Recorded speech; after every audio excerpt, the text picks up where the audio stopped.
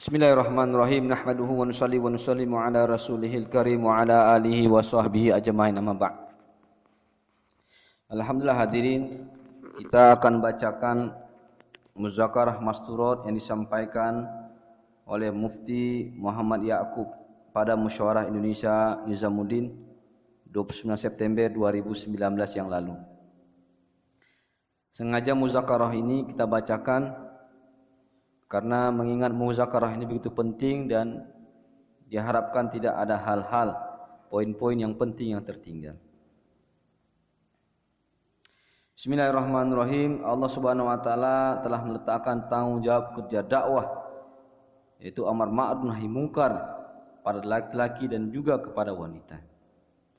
Dan Allah Subhanahu wa taala telah memberikan secara khusus kerja ini kepada orang-orang beriman dari umat Rasulullah sallallahu alaihi wasallam. Hujjatul Islam Imam Ghazali rahmatullah alaih menerangkan bahwa Allah Subhanahu wa taala telah menerangkan sifat-sifat orang beriman, yaitu mengajak kepada kebaikan dan mencegah kepada kemungkaran. Siapa yang tidak membuat kerja ini, maka sifat-sifat keimanannya telah hilang dan dia telah keluar dari jamaah orang yang beriman. Allah Subhanahu wa taala telah menerangkan sifat laki-laki dan sifat wanita yang munafik. Yaitu sifat pertama yang Allah terangkan adalah bahwa orang-orang munafik adalah mengajak kepada keburukan dan mencegah kepada kebaikan. Tetapi sifat orang-orang beriman, laki-laki ataupun wanita, adalah suka mengajak kebaikan dan mencegah kemungkaran. Dan sifat ini menjadi pembeda yang mendasar bagi orang beriman dan orang munafik, yaitu sifat dakwah. Imam Qurtubi rahmatullahi mengatakan bahwa pembeda antara orang beriman dan orang munafik adalah dalam kerja dakwah.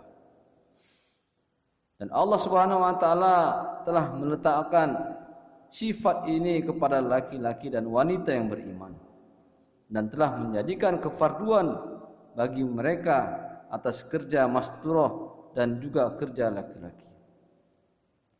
Kesalahan yang besar adalah kita mengetahui bahwa usaha dakwah di kalangan laki-laki adalah penting, tetapi usaha dakwah di kalangan wanita kita anggap tidak begitu penting sehingga kita meremehkan kerja dakwah atas wanita. Rasulullah SAW meletakkan persamaan kerja dakwah antara laki-laki dan wanita. Takaza apa yang ada pada laki-laki, takaza itu juga ada pada wanita. Seluruh sahabat dan sahabiah dibawa Nabi dalam takaza-takaza agama. Maka Rasulullah SAW juga telah membawa istri-istri beliau dalam takaza-takaza agama.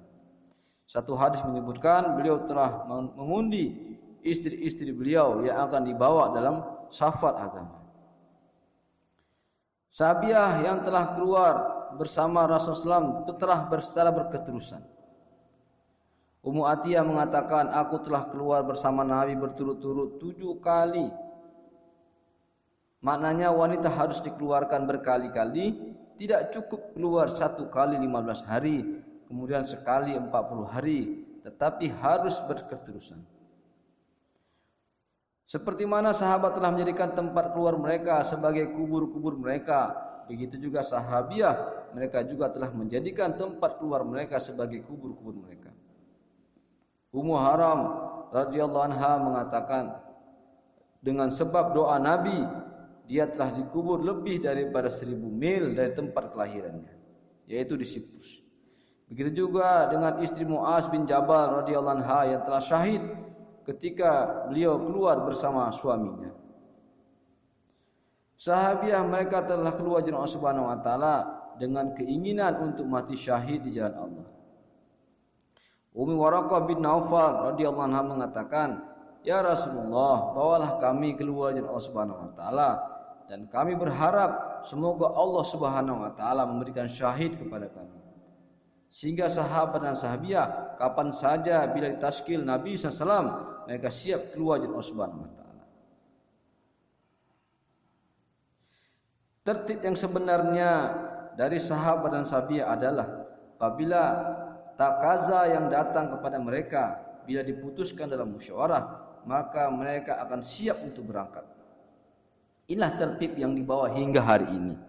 Apapun takaza yang datang kepada kita, baik laki-laki ataupun wanita, bila diputuskan dalam musyawarah, maka orang-orang lama, baik laki-laki ataupun wanita, harus siap menyambutnya.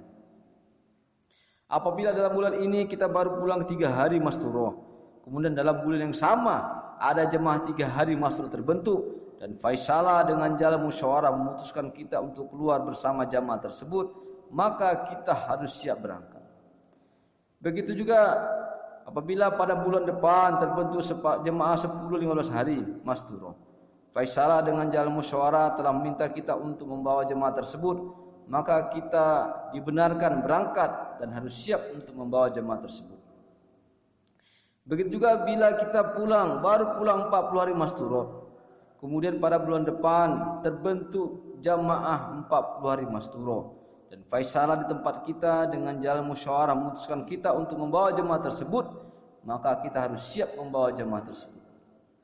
Begitu juga bila dalam bulan ini kita baru pulang 2 bulan atau 40 hari luar negeri, dan pada 1 atau 2 bulan berikutnya terbentuk jamaah 40 hari atau 2 bulan ke luar negeri, maka faisalah dengan jalan musyawarah meminta kita untuk membawa jamaah tersebut, maka kita harus siap membawa jamaah tersebut. Tertib ini khusus untuk orang-orang lama yang tertib dan berpengalaman dalam kerja masturah. Untuk orang-orang baru, untuk memudahkan mereka keluar 3 hari setiap 3 bulan. Kemudian setelah 3 kali 3 hari, mereka keluar 10 hari atau 15 hari dalam setiap tahun. Kemudian keluar 40 hari setiap 3 tahun. Bagi wanita yang sudah keluar 10-15 hari, supaya ditaskil untuk keluar 40 hari atau 2 bulan ke Nizamuddin atau ke India.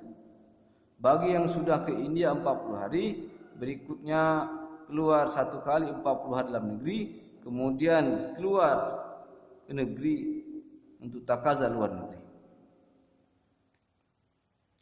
Nabi SAW di Madinah, apabila datang orang-orang baru, maka Nabi akan berikan nusrah kepada mereka untuk taklim dan tarbiyat, mengajarkan mereka agama kepada mereka.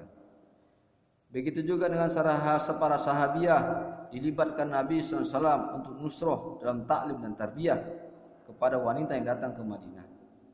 Apabila ada datang rombongan ke Madinah, maka laki-laki diletakkan Nabi di masjid, dan Nabi mentaskil sahabat-sahabat untuk membawa mereka ke rumah-rumah. Para sahabat telah mengambil takaza mengikut kemampuan mereka untuk memberikan taklim dan tarbiyat serta mengajarkan sunnah dan syariat menurut kemampuan dan kemauan mereka.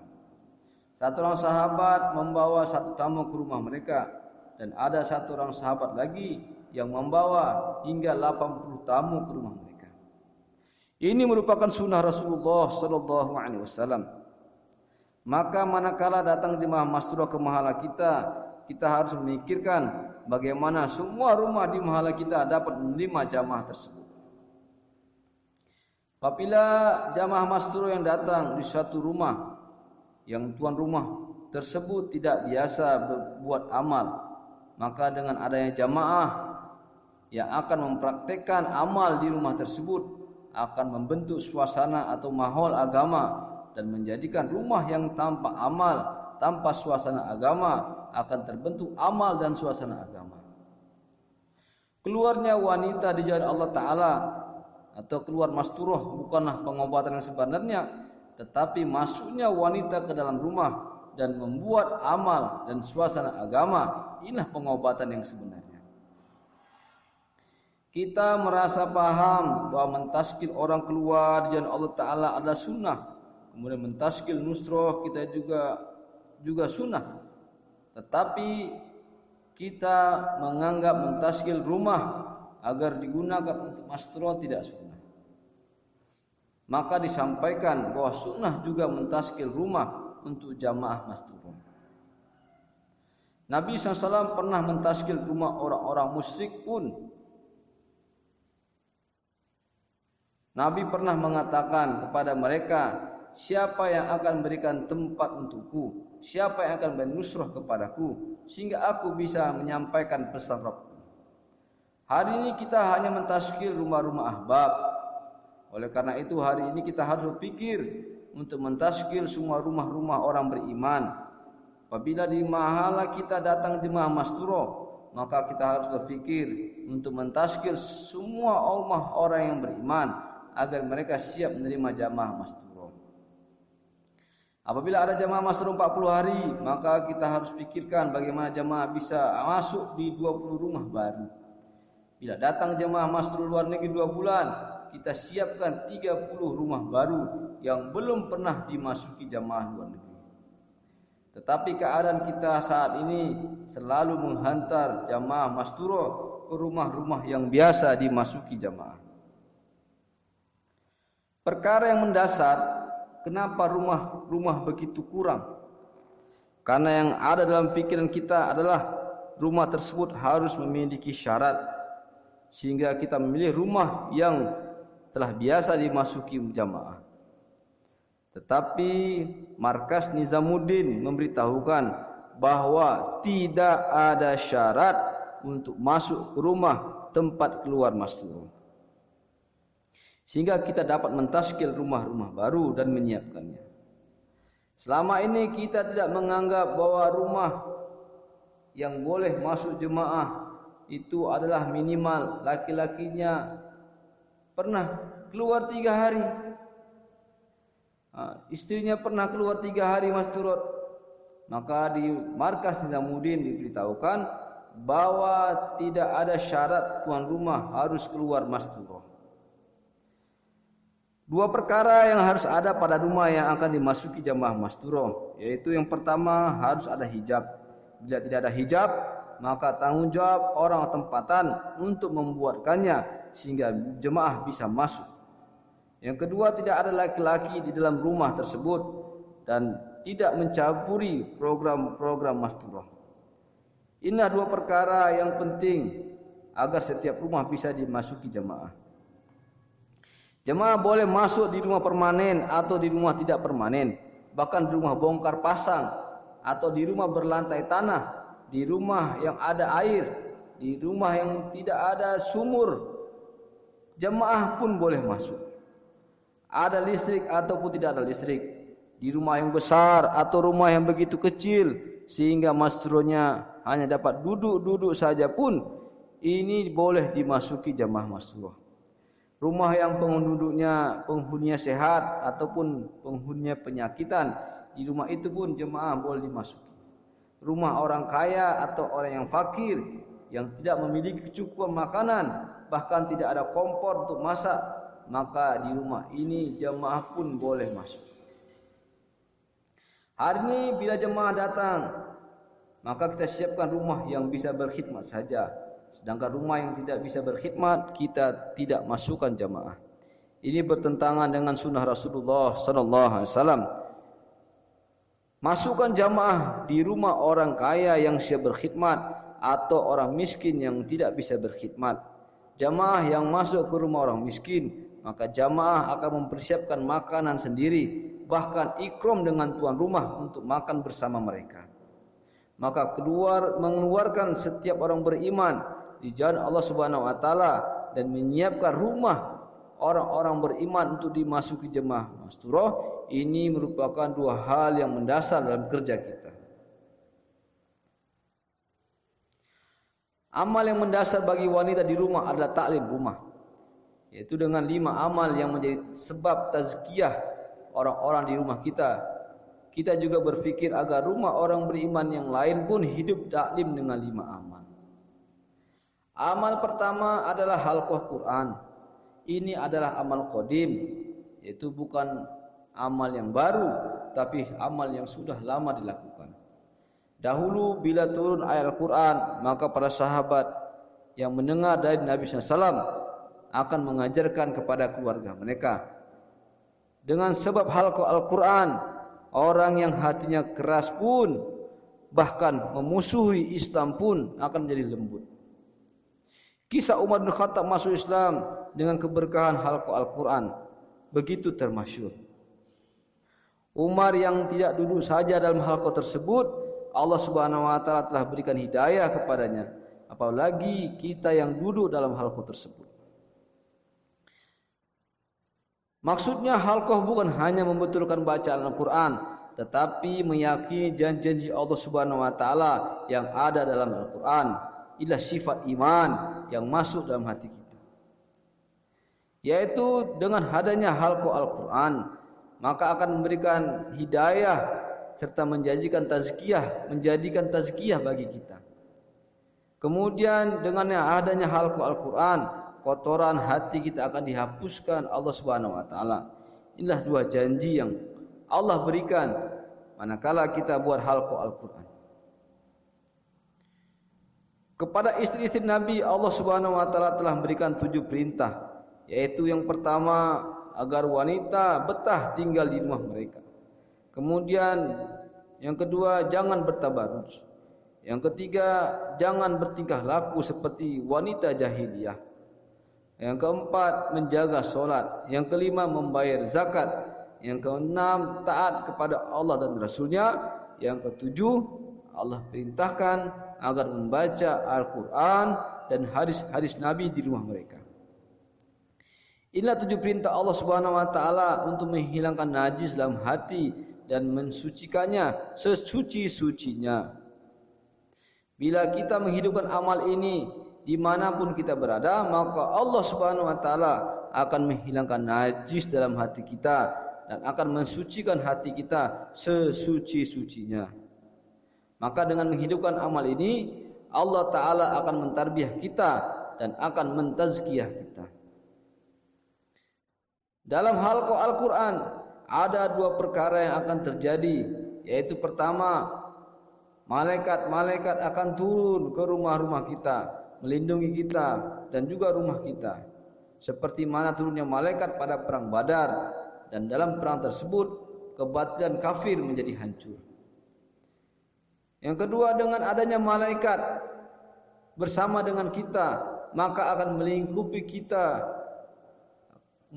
kita bersama mereka. Maka sifat-sifat malaikat Allah Ta'ala akan berikan kepada orang yang duduk dalam taklim. Yang pertama, tidak suka bermaksiat.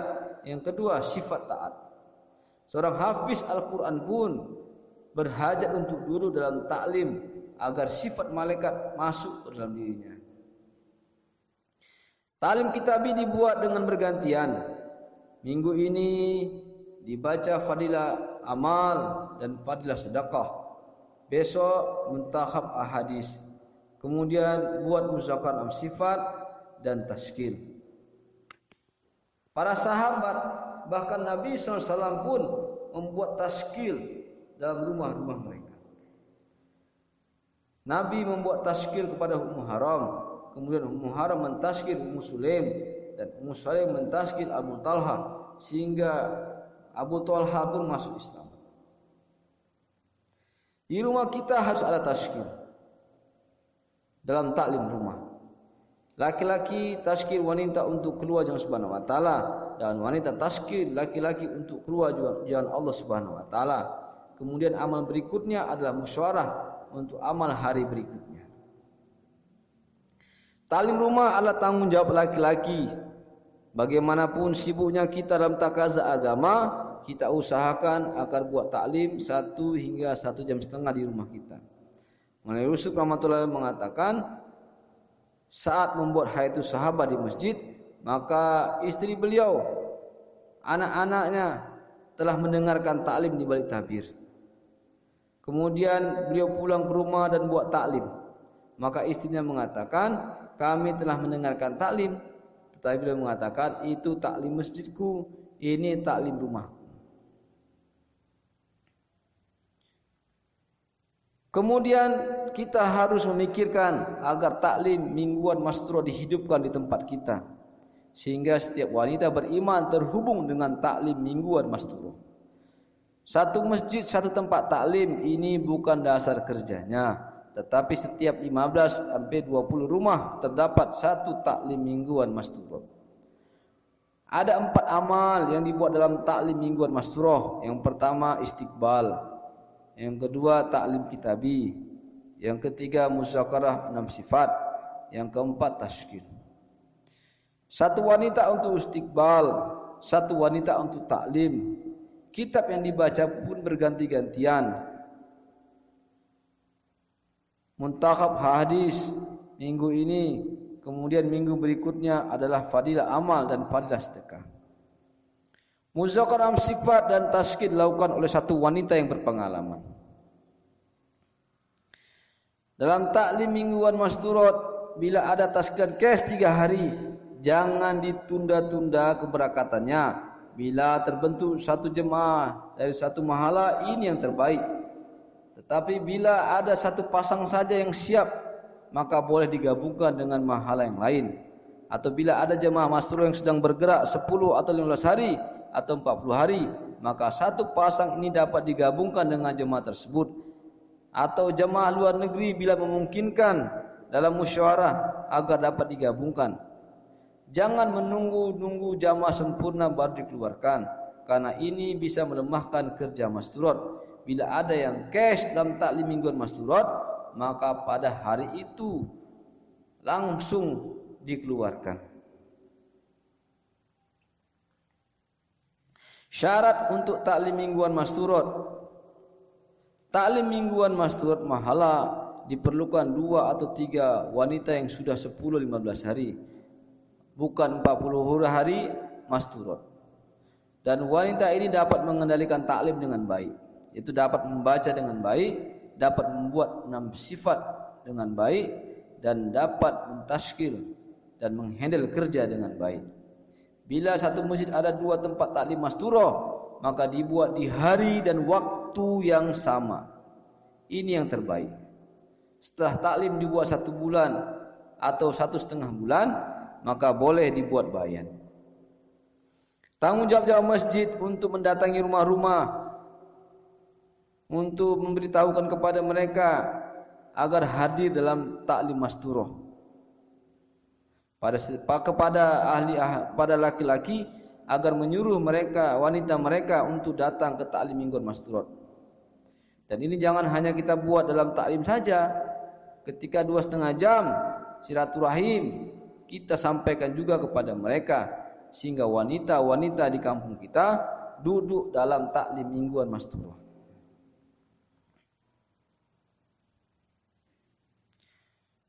Kemudian kita memikirkan bagaimana membuat jur Masturot.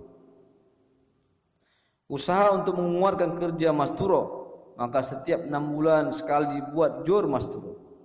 Dihadiri oleh wanita yang sudah 3 hari 3 kali, atau yang 19 hari, atau yang sudah 40 hari.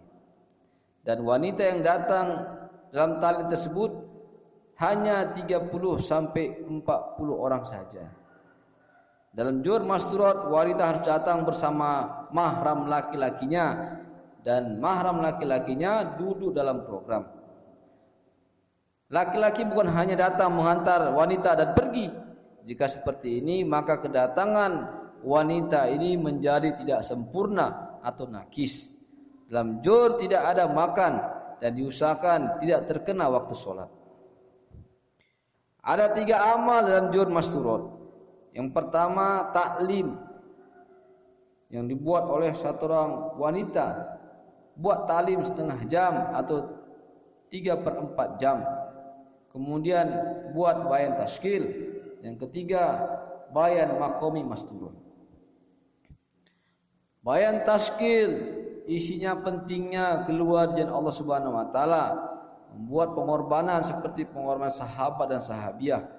Bila ada jamaah Masturot yang baru pulang dari negara jauh, boleh dibuat kalkuzari keadaan hal umat di sana, kemudian tashkil cash. Bayan laki-laki dilakukan selama 1,5 jam, kemudian dibuat tashkil. Di balik tabir ada wanita yang buat taskil kepada wanita yang datang. Di luar juga ada laki-laki yang buat taskil kepada laki-laki yang datang. Artinya wanita dan laki-laki membuat taskil.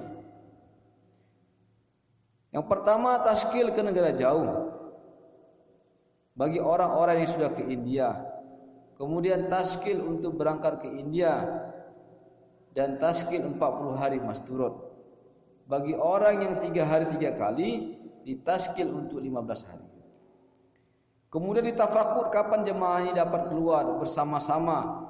Kemudian ditentukan rute dan diusuli sehingga terbentuk jemaah dan dipastikan akan keluar jemaah Allah Subhanahu wa taala. Majlis yang ketiga adalah penyampaian tentang maqami masturah, yaitu taklim rumah dan taklim mingguan masturah. Menyiapkan rumah-rumah untuk dimasuki jamaah.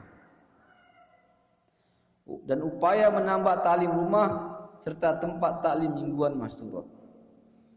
Dan juga bagaimana supaya wanita keluar dengan tertib. Ditargib agar siap menyambut takazah. Dengan sebab 3 amal jur ini, maka kerja masturah akan meningkat.